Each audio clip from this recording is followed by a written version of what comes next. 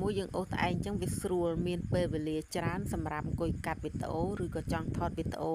អីក៏បានងាយស្រួលទៀតបើតែខ្ញុំធ្វើការអញ្ចឹងមែនប៉ុន្តែខ្ញុំអត់មានពេលទៅនេអង្គុយអត់ប្រយោជន៍ទេអូបាត់ព្រឹកខ្ញុំបោះវ៉ាន់មកវេតព្រឹកឡើងហើយនេះផ្នែកខាងសវេហើយនឹងតលីគាត់មកឈរចាំរាប់អង្គហើយនឹងថតអង្គក្នុង1ក្រុង50គីឡូក្រាមហើយគេដាក់ជួនកាល8ភួងជួនកាល6ភួងហើយនេះគេដាក់6ភួងគេចង់បានវីដេអូគេថតយ៉ាងហើយអា6ភួងនេះក្នុងមួយភួងមាន36ក្រុង36គុណនឹង6ដងទៅស្មើនឹង216ក្រុងអាក្រុងនេះអូវេទនីដៃណាបងប្អូន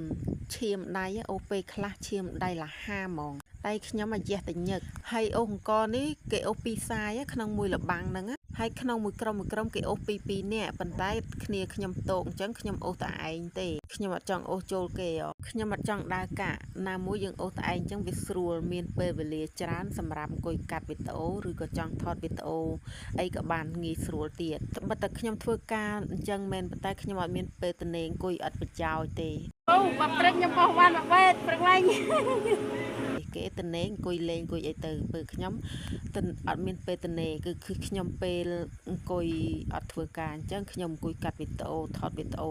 រហូតដល់បងប្អូនធ្វើការតែឯងអត់បានពឹងគេពឹងឯងអញ្ចឹងហើយយើងមានសេរីភាពក្នុងការធ្វើប៉ុន្តែទោះវាហត់ខ្លាំងក៏ពិតមែនប៉ុន្តែខ្ញុំក៏សប្បាយចិត្តនៅពេលដែលខ្ញុំទំនេរខ្ញុំកាត់វីដេអូម៉ែយកទៅយកមកចេះបានសងការងារនៅនេះហត់ខ្លាំងមែនប៉ុន្តែខ្ញុំមិនតែត្អូញត្អែប្រាប់អ្នកនេះអ្នកនោះទេពួកឯងខ្ញុំអត់ចូលចិត្តណាមនុស្សខ្លះបានតែអួតទេប៉ុន្តែដល់ពេលប៉ះមកការងារធ្ងន់មានអីត្អូញត្អែហត់ចេះហត់ចុះបដ ாய் ពួកឯងធ្លាប់តែធ្វើការស្រួលប៉ះយកលុយស្រួលដល់ពេលធ្វើការនៅលើកប៉ាល់មានអីធ្វើការឡើងលៀនដាតវាជើង2ជើង4ឲ្យ0